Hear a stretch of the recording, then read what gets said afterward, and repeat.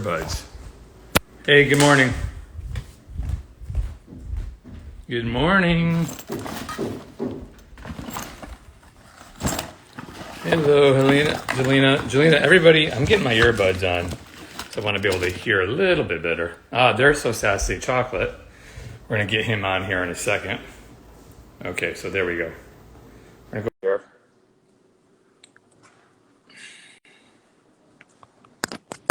He should be on here pretty soon. There he is. Hi, Chris. Hey. Yeah, I'm good. I'm really good. How are you? Doing great. Good to speak to you. Can you hear me okay?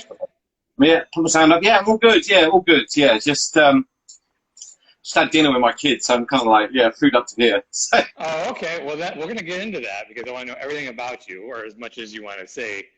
Yeah. We never really get too much in. I like getting to the personal side and showing people there's humans behind these accounts. Of course, hello, Holland. Yeah. So, absolutely. So we got about 35 people on, and good evening, people are saying. I see people in Western Europe on, and let's see, and everybody's going to tell us where they're at. So we're going to get a pretty good sized audience here, and they're all over the world. So this is the cool thing about social media. And yeah, it's made the world smaller, isn't it? It totally does, and I love that. And yeah. It's just there's some really great things about it.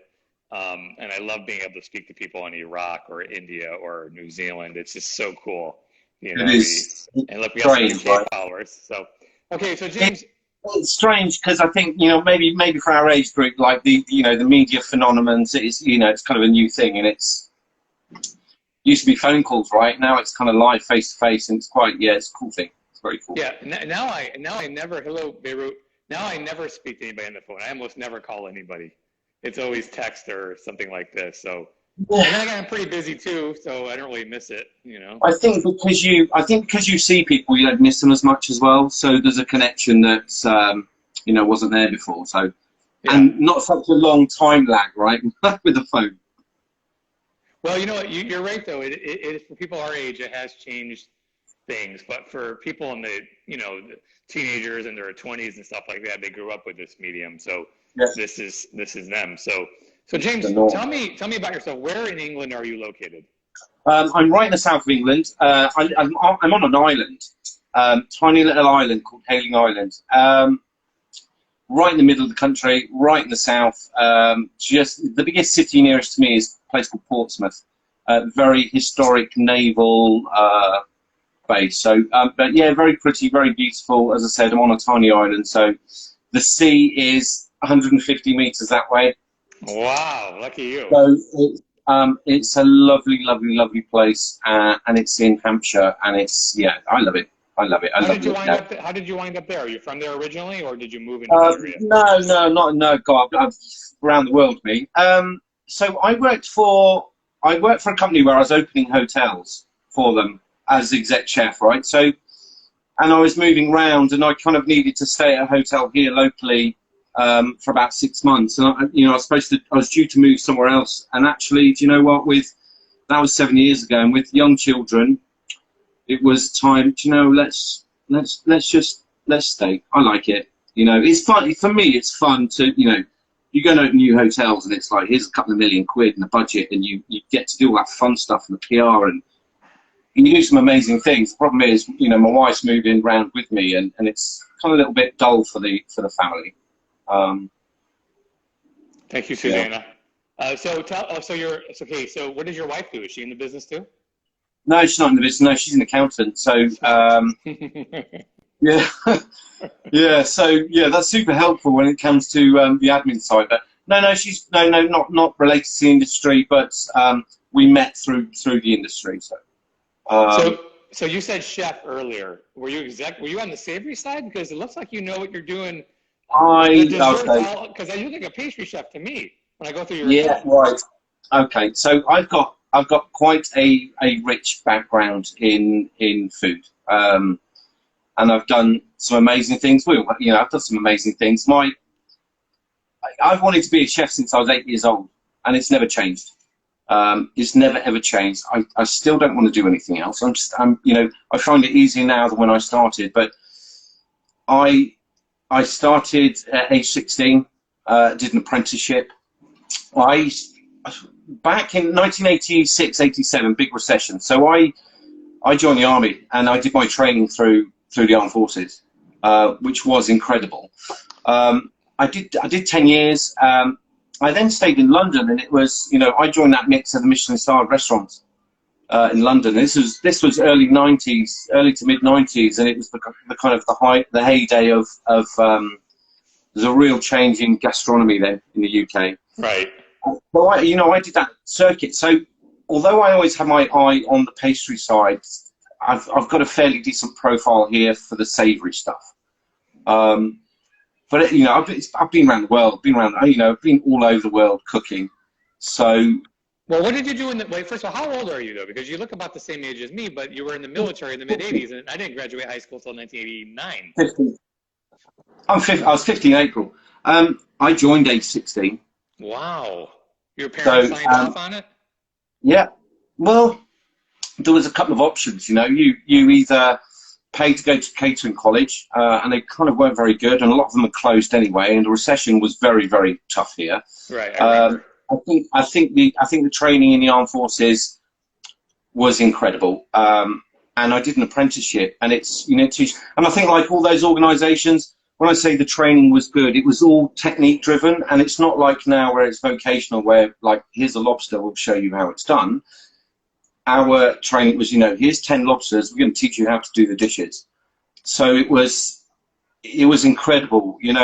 I remember we have a big competition here called Hotel Olympia, and I think I was 17. I had to do a chocolate chessboard, and I won a gold. God knows how I won a gold, because I thought what I was doing was crap. It was always about, the driver's technique, and it was very French, and it was very classic, with all the terminologies as well. So, when they say, put that through Tammy, or, Brunoise this, you needed to know it. And I think like all those organisations, they teach you what to do. They pay you to learn. They teach you what to do, and the expectation is that you deliver that faultlessly without mistake. And, you make a mistake and it either costs you in time or it costs you in money. So tough, and it was select out as well, right? So if you didn't pass, you were gone.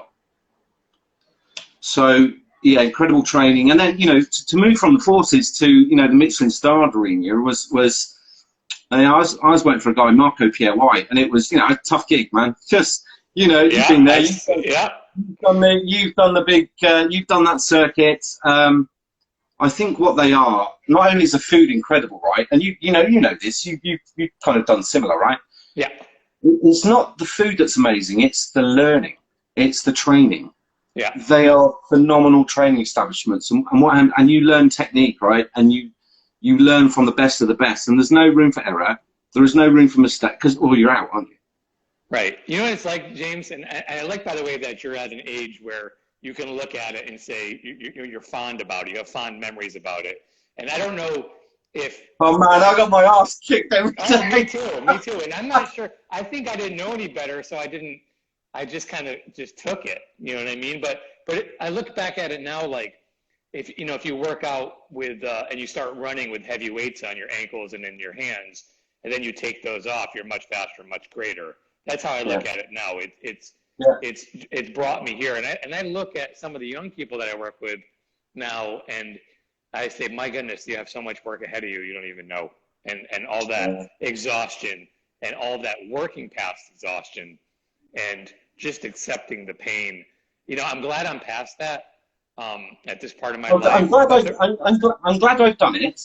I'm glad I did it. And I'm glad I've gone from it. The joke we were having the other night about, the check on 590 covers at 8 o'clock.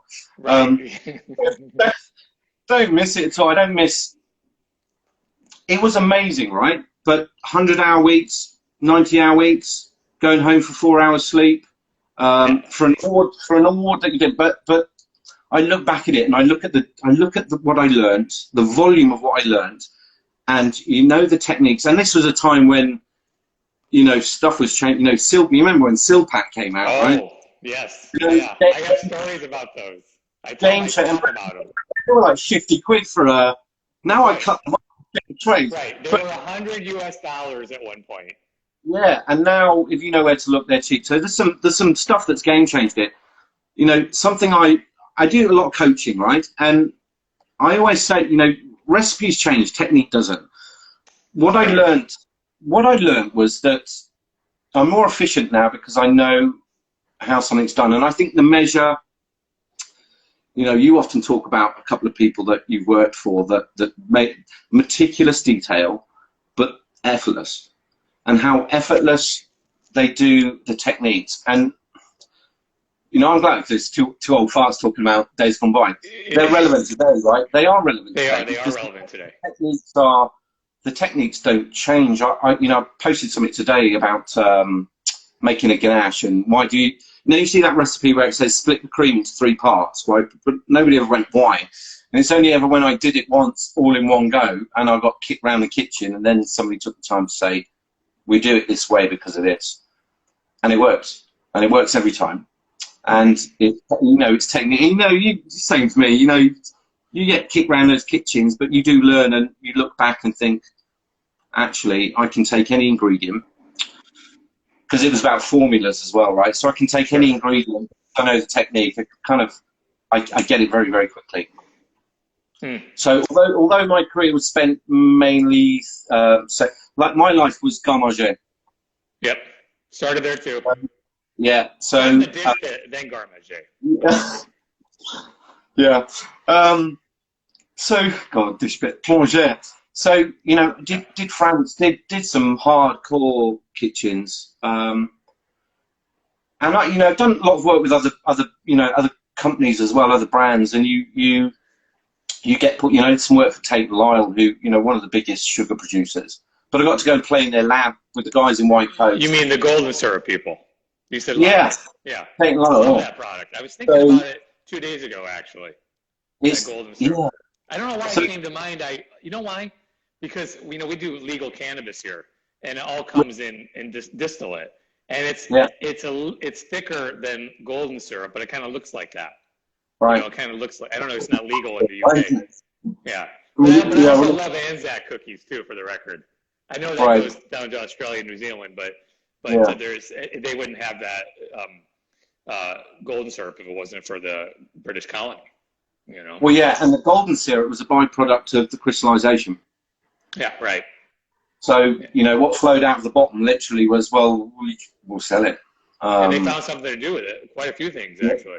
Yeah. Yeah. So I think, you know, whether that, well, there was 2 different men. It's Mr. Tate, Mr. Lyle. One made syrup, one made sugar. You know, doing work for, I think with the science kind of background and my interest in learning and my knowledge that we've kind of gained over the years, I started to move into this kind of sweet area where I understood the science. And then I suppose I was still cooking, you know, in restaurants with my own teams and trying to develop them. And, you know, as chefs became more scarce, like they're not now, are they? You have to support them more and you have to teach them more. And I think we're at this situation now where employees, or like, so chefs, team members, whether that's pastry, savoury, they're more loyal to the leadership now than they are to the organisation, right? Mm-hmm. You've seen this thousands of times. Yeah. Head chef goes, whole team empties out, right? The whole team gone. Yep, they're all gone. Yeah. Yep. So it's about developing people. It's about getting them to learn and using, you know, what I've done. I had amazing people teach me. Same. So it's only about passing that on. And I got involved in so many other different facets of Tate & Lyle. That was good fun. Did a lot of work with Nestle and some product development. Oh, really? Because they wanted people from industry. They have their factories and their guys in white coats, but they need people from industry to come in and say, this is what we do with it. Yeah, you make it. That attitude is the correct one to have. I mean, it's the same thing, you know, with equipment they supply to us that we like the Silpat. Go back to that. That was invented for one thing, you know, and look at the things that we've done with that. And then it's led to other creations, still pans and still molds and things like that. Well, the Air Max, look at what happened with the Air Max. Like, it'd be really helpful if it had holes in it and it didn't sweat. So they made them and they got holes in it. Yeah, exactly. And so, you know, when you get things into the hands of chefs, you know, I mean, we never had colored macarons or colored bonbons back in the day. You had specific molds for bonbons, and That one was a cherry. We didn't even understand the science. We just loaded them all up with alcohol, right? You know, because it increased the shelf life. So it was pear or raspberry or Cointreau or one of those orange liqueurs, and or a mix of all of them. yeah, yeah. So that was it. And by the way, I just want to say a few things. We got looks like all of the United Kingdom awake tonight after dinner joining us. So thank you all from the UK and from India and from Sweden, and thank you all the people who tipped. They sent badges. I appreciate that. So if anybody doesn't know, you hit that badge button. It sends a tip to the creator. And we're talking to James Parsons from So Sassy Chocolates in the UK. And I love, one thing I always identify, some of the best and the smartest chefs I've talked to, some of the best chefs I've talked to are the smartest chefs I've talked to. So I can tell you have that intellect too, because you get down to the nitty gritty of why you're doing it, what it meant to you, that early formation, and where it's placed you now. So that is something I always appreciate. I didn't have the best high school career. You obviously left school early to join the military. I'm guessing you. I don't think I really finished school, to be honest. I'd already applied before I'd done my exams. Yeah, and so it didn't really slow you down as far as your intellect. No. And people put a lot of value into that. But there's a lot of ways you can use your brain and make your living. And I think nowadays, especially as chefs, because we don't have to be sentenced to a kitchen for the rest of our life. You know, I used to think that you go into a hotel kitchen and you were there until you died. But the way social media has taken off and allowed us to interact and show our abilities to the world, we can become consultants and bloggers. We can invent tools. We can create new products that we can take to the mass market and still hold on to our title as chef, mentor, instructor, coach in your case, because you do the one-on-one. I saw that coaching and coaching. Yeah, and we're in an era now where people have multiple jobs, right? Do you know how many people I know that are doctors or dentists that make chocolate on the side? The dentist that makes chocolate on the side. I follow one, and she's in London actually. And it's when you talk to them. Oh, there's a little one coming to say hello now. Well, they could say hello. When you talk to them, they're like, I do the medical stuff. It's not really boring, and the chocolate is interesting and it's a passion. And people are doing more and more of they're having multiple jobs that tick different boxes for them. So, it's interesting. It's very, very interesting. And do you prefer doing the pastry side or do you do the savory side more? Because it's like you've done so much, your military training and then your hotel training and all that. I love the patisserie side. We were this close to signing a lease on a patisserie just before all this started. Imagine 2-3 days before the first lockdown last March. So patisserie is really I want to go into. That's the bit I absolutely love. The savoury side. It's very difficult to run a big kitchen from the pastry side, right? You can't really do that. So, and I've run kitchens where I've got 7 kitchens, 120 staff, spread over a huge footprint. So it's the patisserie that I want to do. That's what I've loved. That's what I've always loved doing, and I always found myself gravitating towards it. Had one eye on the fish section, but actually what I wanted to do was oh really? Yeah. Yeah. So yeah, that got me. I'm waving to everybody who's joining, and we have them from Peru, South Africa, Hungary, Germany. That's amazing. So they're all. I love the worldwide audience, and I just love the crazy, right? Well, that's one of the great things about chocolate. I mean, if we're sitting here talking about, onions or abalone or one of those things, we may not get the same interest. But all cultures love chocolate and sweets, right? Have you ever seen somebody miserable with chocolate? No, that's right. That's true. Oh, I'm going this. For me. No, it's lovely. And something else? The whole world of chocolate, that whole community, they're a friendly bunch, right? Yeah. Nothing like the other parts of industry that are real kind of, don't share anything. So, yeah, nice people and around the world. And I think, the pandemic, whatever you want to call it, has made people start to produce at home as well. So there's this quest for the knowledge. Sure. Yeah, a lot of my former employees that were from the SLS hotel all went off and start their own businesses, and their personalities are so that they don't want to go back to work. They fell in love with being their own boss, and they're going to make it work, and it's going to be on their budget, on their terms, and they'll just hustle it. They'll just find a way to do it. They're still young people, and they'll build it from the ground up, You could go back into a 5-star hotel in Vegas. You could do that, but why would you? Never going to do it, but I never would. Yeah. Do it, and it's a lovely, calm pursuit, right? You get, if you're angry doing chocolate, chocolate doesn't know who you are, right? But if you get angry, it's going to bite you back, and it's very predictable. We know exactly what's going to happen with it, but it does throw you a curveball occasionally. It can, and sometimes they're unexplainable for most of the world, But I always tell people, when we know everything about something, we should be able to dominate it. And there really isn't a lot of there's a lack of knowledge, not a lack of from individual to individual, but in general, we know everything about it. And it's just a matter of adapting to it. And just as you said, trends change. The way people eat is differently. We're seeing, young people nowadays, and I mean young, like 3 or 4 years old, eating like sushi and seaweed. And, and we never did that at our age. Your parents never fed you that. I do that with my daughters. We buy things and we try them, and their palate experience is growing. And like with the chocolate, like they're really into it as well, right? Because Daddy's got this lab at home, and they're just kind of really, they bring me, I'm going here, they bring me drawings with, dolphins and mermaids, and then in the corner there's this little bonbon with like 18 layers. It's like, wow. I'm good. I'm not that good. In there. All their favourite flavours in one bonbon. So, you work it out and go, right, so that's 1/6 of a gram per layer. Great. So that's going to be... Yeah, it's nice to have dreamers living with you. And how do they like having a dad that's a chef? They're very proud, right? I've done some amazing stuff. There's a lot of pictures up on the walls of people I've worked for and people I've met. They're really into food, and they do a lot of cooking. 2 of them are very into the chocolate, and they'll come and help me in here. They tried to charge me £1 for putting boxes together per box. It's like, no. You're the labor. Wait. So how old are they, and how many do you have? 10. So it's three girls. 10, 8, and 5.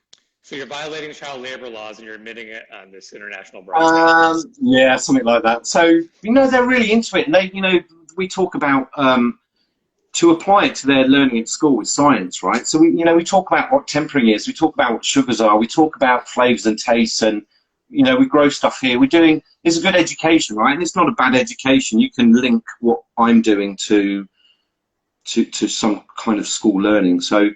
And better, I think, because it's more realistic, and you're showing them how to grow stuff, right? So, what are you growing in your home? Not just some berries. I've got some Garriguette strawberries growing, nice.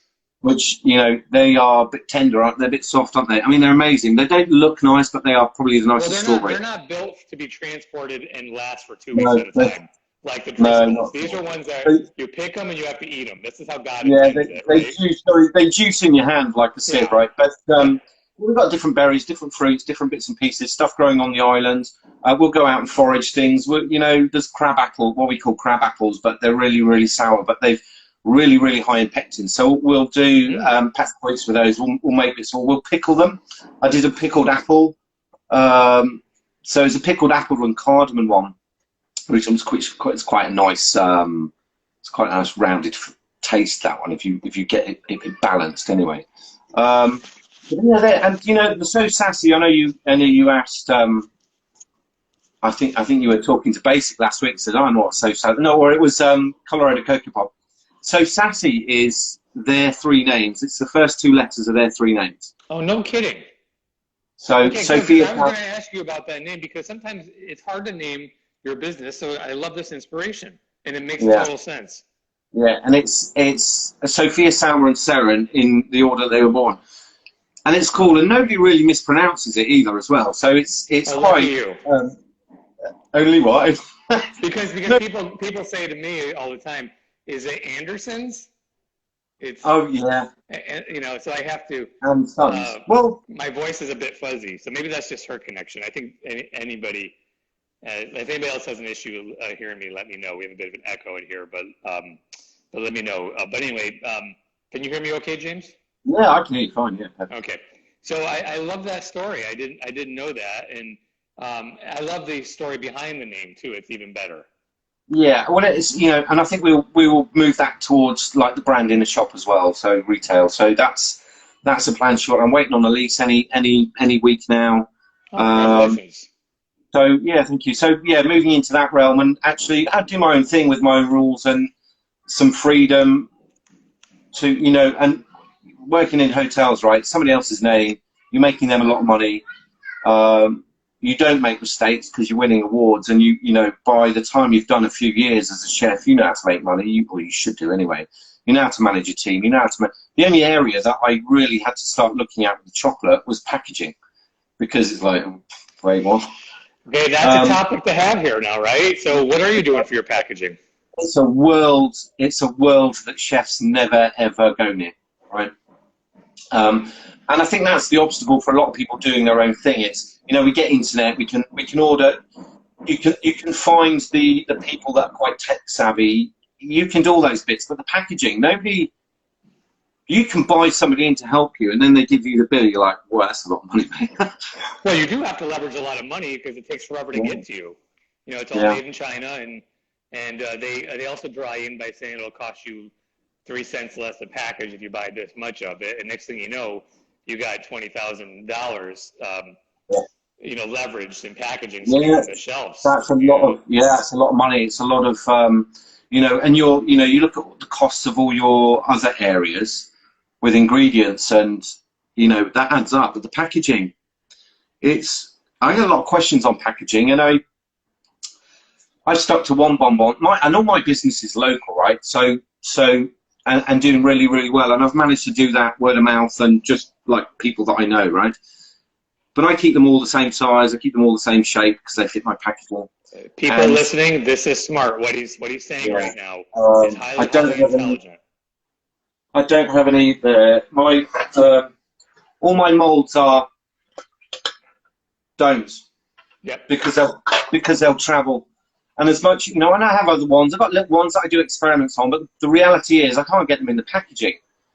And if I can't get them in the packaging, I can't sell them. Or they don't post, or I have to buy, if I buy 20 molds, yeah, I can afford that, they're reusable. The packaging, people throw it out, and it breaks your heart, right? You give them chocolates, and they throw the box away, and like, I know how much that costs me. That's Well, worth more than chocolate. I know. I wonder if there's a program that we could get them to return them in good shape and give them a discount on the next purchase. We fill them back up. You know When they what, bring them close back, friends, I do say, like, give me the box back, and I might refill it for, a reason. maybe 5% off or 10% off Yeah. or something. That might be a good And idea, actually. yeah, the whole packaging, that's a minefield, and going into the patisserie thing as well is keeping everything the right shape. So where I've got silicone to do petit gâteau and stuff like that, I've had to just be careful with the sizes of it, and it's chicken and egg, isn't it? Which one do I get? Well, let's look at the packaging and let's find molds that fit that, Right. because Yeah. that's a lot. Otherwise, I end up with dozens of different packages, and I just don't want to go down that route. I don't want to invest. I don't want to have that much stock of packaging on the shelf. That's Right. yeah. So, James, let me ask you a couple questions though. What is your Well, favorite flavor? Not necessarily in bonbon form, but if you had one thing to eat, one taste you like. Because everybody always asks me what's my favorite food. I don't know if I have a favorite food. I have favorite flavors. So, do you have a favorite flavor? And then we'll get to your favorite food. favorite flavor. Okay, this is such a tough one, isn't it? Because it changes as it goes seasonal for me. Sure. I still love salt caramel. I Yeah. still love salt You do a caramel. great job on those too. Yours are gorgeous. Yeah, it's a classic, and we have these sweets here called Quality Street, and they're all different. You have to see which ones go first to see what people like. Uh, Salt caramel, right? It's just not. It evokes good memory. I think there's a link between taste and flavor. Taste and flavor are different things, right? Sure. And it's I don't know. It whacks you back to childhood. It's comfortable, right? Yeah, and by the way, I always tell people don't be too challenging. Don't try to, the chocolate's easy to sell. You know what I mean? Yeah. It really is. People will pay you people pay big money for bad chocolate. So if you're gonna give them good chocolate, why let your ego get in the way? I've seen some chefs here in this country do that, and nobody's interested in seeing the shapes that they think are artistic with their custom molds or the challenging flavors. There's no point of doing that. And I'm not saying you can't still be creative, but you know, you're still running a business, so you have to take your ego out of it. Do you know, the lady messaged me and saying, look, 80% of my customers, all they want is salt caramel. And somebody said that last week too on Wood yeah. Basics, So, my answer to her is like, awesome, because you know what, that keeps. So do that. Change the colours on it. But if they want salt caramel, that's great shelf life. right? Easy to fill, great shelf life.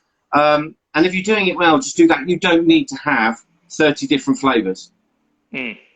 Because the chances are you'll end up with 26 that are average and 4 that are good.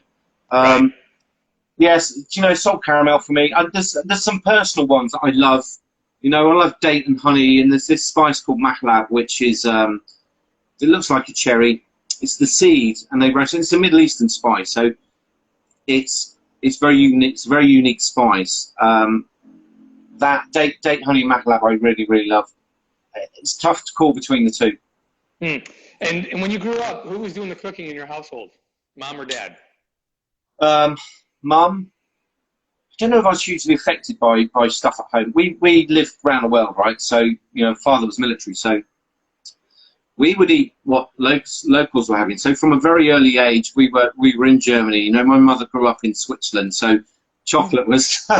Yeah. You know, so we ate lots of different things. And you know, my life after the army, I've been around the world. I did a lot of work for UNHCR.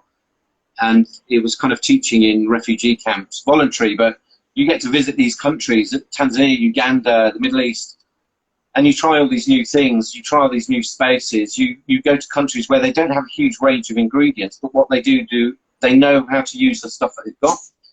So my influences, it's not just, yeah, mum cooked, grandmother, but I think everybody says that because that's where your memory linked with food, right? There will be somebody way back.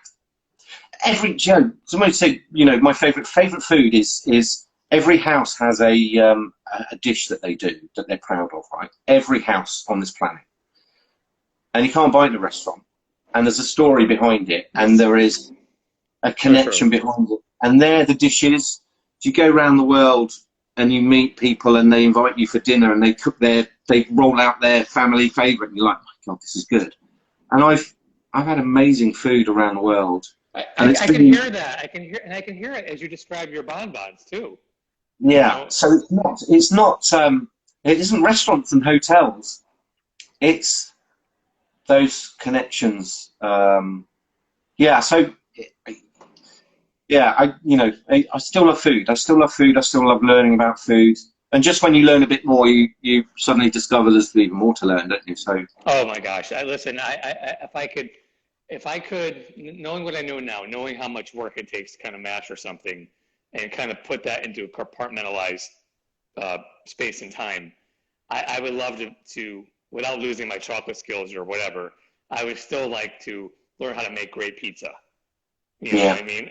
I see these guys on the internet make amazing pizza, and I would love to learn how to do that too. You know, because I think at this point in my life, I think knowing how much work I have to do to get something done correctly, that's the work that's made me a good ice cream maker, the work that's made me a good chocolatier, the work that's made me a good laminator.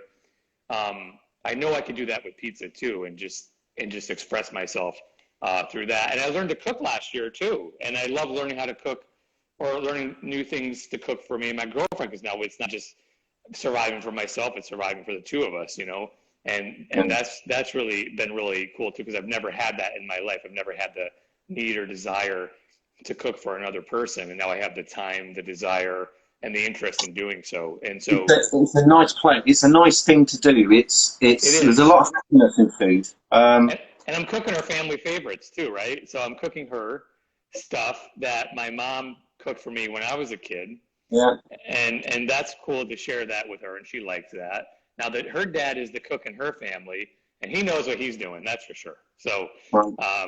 I always we were up in her hometown and enjoyed a meal that he put together for us too. So, so you got a favorite flavor. So you have a favorite food growing up as a kid. Now you traveled a lot, you said, and you've eaten a Favorite lot of different food. countries. Yeah, all I those love travels. I love Middle Eastern food. So do I. And they do this little, I've done a lot of judging. So with WACS, which is the World Association of Chef Societies, I judge big, national competitions, international competitions worldwide. So you get to try a lot of things. But the Middle Eastern food it's an identifiable kind of culture on its own, of lots of salted yogurt, lots of pulses, which we don't really use here. They make these little things called kibbeh, which is it's bulgur wheat, and it's made. You know them, right? So it's made into a dough. Yeah, and they're lovely. And it's filled with meats, or filled with walnuts, or filled with bits and pieces. I don't know if I have a favourite flavour. I love fish. I love seafood. I can tell because you said that earlier, that you love being near the sea, and said you were Yeah, love interested fish, in the love patisserie seafood. of the hotel and also the fish station. So what's that Yeah, all about? the fish steak. Well, I find I find I find cooking fish. I find it an easy task, right? I think you give two chefs two different pans, and they'll overcook one and undercook another, right? I think doing the fish and seafood, I just think it takes a very gentle hand. Um, I agree. Butter for flavour, oil for heat, and it's all those lessons of knowing, the French mi-cuit, right? So cuisson, just 10 seconds too long and it's fucked, isn't it? And Yeah. if you're at 3-star, if you're working at 3-star, 10 seconds too long, you're not coming in tomorrow. So if you've been there, It's funny. We're of that same generation where if I said that to a cook today, I would. Well, we don't have HR in my company, but it would take you to HR. So I remember back in the day, and you might agree. Yeah, right. I know, right? Well, hotels, but that your work performance that day determined whether you were coming back the next. Yeah, every shift, am I keeping my job? Yeah. Yeah, every shift, am I, because somebody wants your job, right? And then on top of that, you've got a third of the workforce is stagiaires, right? So they're working for free. For free, yeah. They want your job, so they're going to do anything to. But I did all right, I didn't, I did all right. But yeah, like cooking. I love cooking everything. I love food. I love food. I wanted to be a chef since I was 8 years old. I still don't want to do anything else. I still love sharing. I love teaching. I love the programs I've been involved with developing youngsters. And that's, going into schools, that's doing competitions, it's doing, whatever. I've always lent my knowledge to it, probably because I've learned from it, right, as well. And I can tell. I love the content you put out. I read it through your stories when you do ask the question of James Parsons, and I read through those, and I love that. I love that, yeah. And I just just spending this time with you has been amazing to hear this come out of you, because this is the type of chef that this world needs, and there's, unfortunately, they're far and few between, and you can see that by the cook ranks that are kind of only interested in doing the task that's in front of them instead of seeing the whole thing as a global. There's so much. I worked in I was senior exec in a company. We had 120 something odd hotels, and I was always challenged because I had great retention because I was teaching them. But when they were moving on, I would kind of get involved, right? And they'd say, well, "Why are you helping them leave?" I'm like, "Well, they're going to leave. I might as well help them, so they don't go somewhere that they shouldn't, right?" So there's two sides to this. You help people along their careers, and actually what happens is they come back, and I've hundreds that still come and talk to me or ask for advice, or the upside is finding somewhere to eat at a restaurant. It's not difficult, right? Doing the same. So James, we have a few minutes left here, and I'm gonna ask you about your equipment, and then we're gonna finish up. I have two questions to ask you that are off topic. I just think they'd be interesting to know, because I love knowing the human behind the chef. So you're getting ready to sign a lease. Always a nerve-wracking time. Yeah. But you have to trust in yourself and not fantasize about failing. You should fantasize about succeeding. But tell Yeah. us about your equipment and how you're going to equip this place and what you currently have. Right. So I took over my girls. I've got fridges. I've got huge fridges. I've got more kit downside here. In terms of chocolates, you know, I've got the air. I've got compressors. I've got all the molds. I've got all the bits and pieces. I've got display cabinets. One of the things I'm close to pulling the trigger on either Magic Temper or one of the two. I recognise the speed that could, the efficiency that change your life. Yeah. So I recognise that. That's a fairly easy purchase. It's just when do I do it? In terms of equipment, it's the patisserie. Yeah, it's ovens. I'm not planning on doing a lot of laminated products. So I'm going to stick with the petit gâteau. But I've got all the endless amounts of endless amounts of silicone, endless amounts of, I've got these for days. Just James, you have more silicone there than Beverly Hills has in breast implants. Yeah. So I've got all the tables in here. I've pretty much got all the gear, and then going down the house this way, it kind of looks like patisserie already. So the gear's there. I'm ready to move in. There's a couple of bits and pieces that I'd like. I recognise that Easy Temper would make some of the chocolate work a lot easier in terms of how fast it will crystallise afterwards. The ganaches too are amazing. Yeah, I don't know whether I'm going to do any unrobing or I just stay with bonbons for now, but I'm going to try and split it, petit gâteau and chocolate side, right? So, a lot more money in the enrobed stuff versus the molded stuff, but it sounds like you're going to have well-rounded stuff, and having profit centers in there in your patisserie, coffee, and cookies and things like that people like to nibble on when they drink coffee is a good idea, for sure. Yeah. By the way, you've only sworn once, and you kind of bleeped yourself. Oh, really? Yeah. Well, no, because for those watching, he messaged me minutes after Basic hung up on me last weekend, and said, I think he set a record for F-bombs. And then he messaged me right after that, and I said, well, only one person mentioned it. And I sent him that screenshot and what your actual reaction was. So I'm disappointed in you. He's a very cool guy, actually, isn't he? He's amazing. He's amazing. There's somebody I'd love to sit down and pick their brains on taste. I'm fascinated how taste is developed, right? And how, yourself as well. It's not about getting something weird and wacky. It's getting something that this works because of this, right? Right. Well, we should all meet. I'm in for that, by the way. So I've never been to the UK, so. I think Jack Ralph is, quite a few miles this way, but I'm sure he'd be fun to sit down and have a chat with. That'd be a raucous night. Yeah, I think so. Hey, do you guys say miles in England? Have we what? Sorry. You say miles in England? I didn't. Yeah. I don't say. Okay, surprised me. Days of the French, I resist using what we did since Brexit. It's miles, mate. Oh, I see. Okay, all right. We won't go there. So tell me, I want to know, what is your favorite movie? Favorite movie? Do you know what? Shawshank Redemption. That's a great one. I don't get bored of watching that. Do you know what great movie? I read a lot, right? I'm a bit of a bookworm. Movies, yeah, Shawshank. I kind of liked. Yeah, he wins in the end, doesn't he? But that years and years of perseverance, I think. And patience too. Patience. Yeah, I alluded to that. So yeah, Shawshank definitely. You? What's yours? French Connection. Okay, yeah. And I saw it with the director, by the way. Oh wow. That was amazing. He directed The Exorcist and The Boys in the Band and To Live and Die in L.A. and he's a great movie director and did some Alfred. He did the last episode of the Alfred Hitchcock Hour, by the way. Oh wow! Yeah. So he did the very last episode of that, and I got a chance to see it with him in a classic movie theater in Beverly Hills. So, and here's the final question I have for you. What's your favorite musical artist or band? Are you into music? Oh God, yeah. Do you know what I play in here?